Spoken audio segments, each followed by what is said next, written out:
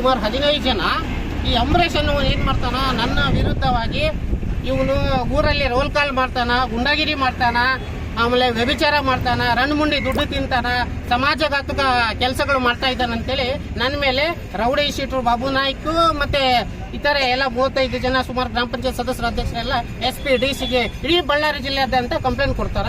ಅದು ತನಿಖೆ ಆಗುತ್ತೆ. ತನಿಖೆಯಲ್ಲಿ ಮಲ್ಲಿಕಾರ್ಜುನ್ ಸರಿಯಾಗಿದ್ದಾನೆ, ಏನು ತಪ್ಪು ಮಾಡಿಲ್ಲ ಅಂತೇಳಿ ದೃಢ ಆಗುತ್ತೆ. ನಂತರ ನಾನು ಕಾನೂನು ಹೋರಾಟ ಹೋಗ್ತೀನಿ.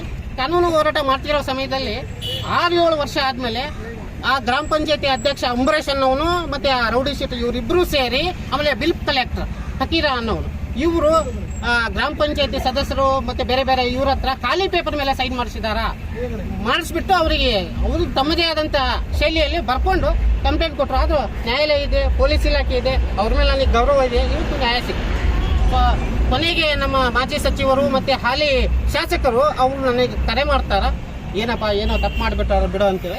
ಆಗ ನಾನು ಹೇಳ್ತೀನಿ, ಸೊ ತಪ್ಪು ಮಾಡಿದ್ರೆ ಅನುಭವಿಸಲೇಬೇಕು. ಅಟ್ಲೀಸ್ಟ್ ಸಮಾಜದ ಹಿತದೃಷ್ಟಿಯಿಂದ, ಮಾನವೀಯತೆಯಿಂದ ಅವ್ರು ಮಾಡಿರೋ ತಪ್ಪನ್ನು ಒಪ್ಕೊಂಡು ತಿದ್ಕೊಂಡು ಹೋದೆ ಖಂಡಿತವಾಗಿ ನಾನು ಕೇಸ್ ವಾಪಸ್ ತಗೊಳ್ತೀನಿ ಅಂತೇಳಿ ಆ ಒಂದು ಕೇಸ್ ಅತಿ ಶೀಘ್ರದಲ್ಲೇ ತೆಗಿತಾ ಇದ್ದಾನೆ. ಯಾಕಂದ್ರೆ ಮಾನವೀಯ ದೃಷ್ಟಿಯಿಂದ ಮತ್ತೆ ಅವ್ರು ಇದೇ ಗುಂಡಾಗಿರಿ ಮಾಡ್ತೀನಿ, ನನ್ನನ್ನು ಮುಗಿಸ್ತೀನಿ ಅಂದ್ರೆ ಖಂಡಿತವಾಗಿ ನಾನು ನ್ಯಾಯಾಲಯ ಬರ ಹೋಗ್ತೀನಿ.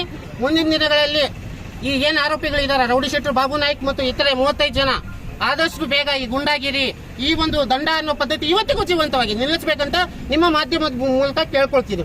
ಒಂದು ವೇಳೆ ಅವಳು ನಿಲ್ಲಿಸಿದ್ರೆ ಹೋದ್ರೆ ಪೊಲೀಸ್ ಇಲಾಖೆಯ ಸಹಕಾರದೊಂದಿಗೆ, ನ್ಯಾಯಾಲಯದ ಸಹಕಾರದೊಂದಿಗೆ, ನಿಮ್ಮೆಲ್ಲಾ ಪತ್ರಕರ್ತರು ಮತ್ತೆ ಒಳ್ಳೆ ಒಳ್ಳೆ ಬುದ್ಧಿಜೀವಿಗಳ ಒಂದು ಸಹಕಾರದೊಂದಿಗೆ ಈ ಹೋರಾಟ ಶುರು ಮಾಡ್ತೀನಿ.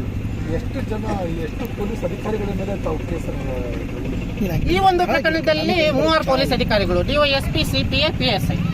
ಆದರೆ ಅದು ಈಗಿನ ಪೊಲೀಸ್ ಅಧಿಕಾರಿಗಳಲ್ಲ. ಯಾಕಂದ್ರೆ ಪೊಲೀಸ್ ಅಧಿಕಾರಿಗಳು ಕಾನೂನು ಸುವ್ಯವಸ್ಥೆನ ಕಾಪಾಡಬೇಕು. ಈ ದಂಡ ಅನ್ನೋ ಪದ್ಧತಿ ನಿಲ್ಲಿಸ್ರಿ ಅಂದ್ರೆ ನಿಮ್ಮ ಲಂಬಾಣಿ ಜನಾಂಗದಲ್ಲಿ ದಂಡ ಅನ್ನೋ ಪದ್ಧತಿ ಕಾಮನಪ್ಪ ಅನುಭವಿಸಿಲ್ಲ, ಊರು ಬಿಟ್ಟು ಹೋಗಂತಾರ.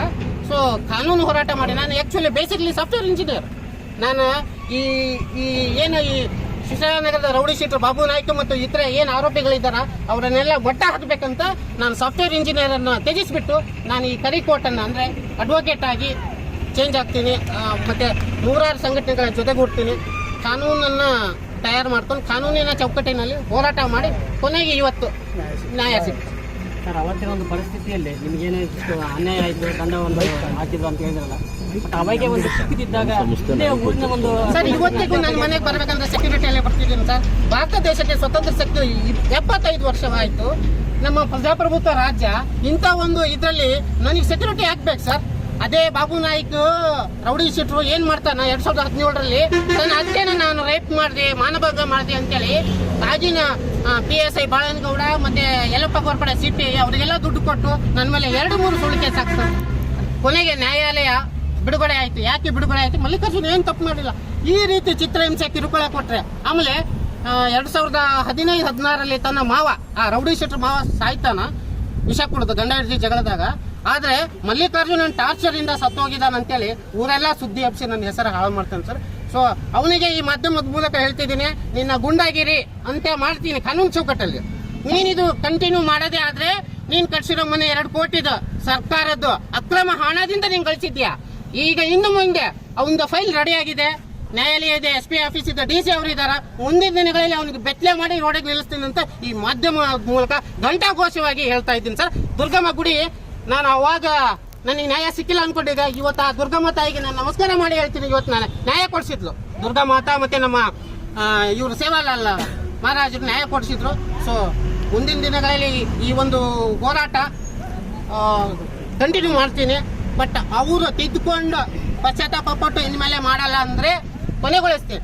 ಇಲ್ಲ ನಿನ್ನನ್ನು ನೋಡ್ಕೊಳ್ತೀನಿ ಅಂದ್ರೆ ಆ 36 ಜನಕ್ಕೂ ಶೆಡ್ ಹೊಡಿತೀನಿ. ಕಾನೂನಿನ ಚೌಕಟ್ಟಿನಲ್ಲಿ ಅವ್ರು ಎಲ್ಲೇ ಬರಲಿ, ಭಾರತ ದೇಶದ ಮೂಲೆ ಯಾವುದೇ ಮೂಲೆಗೆ ಒಬ್ಬನೇ ಬರ್ತೀನಿ. ಕಾನೂನನ್ನ ಹೋರಾಟ ಅಸ್ತ್ರವನ್ನು ಬಳಸಿ ಅವ್ರಿಗೆ ನಿರ್ನಾಮ ಮಾಡ್ತೀನಿ. ಮುಂದೆ ನನ್ನ ಶಕ್ತಿ ಏನನ್ನೋದು ತೋರಿಸಿ ನನ್ನ ಜೊತೆಗೆ 1000 ವಕೀಲರುಗಳಿದ್ದಾರೆ. ನಾಗರಾಜನ್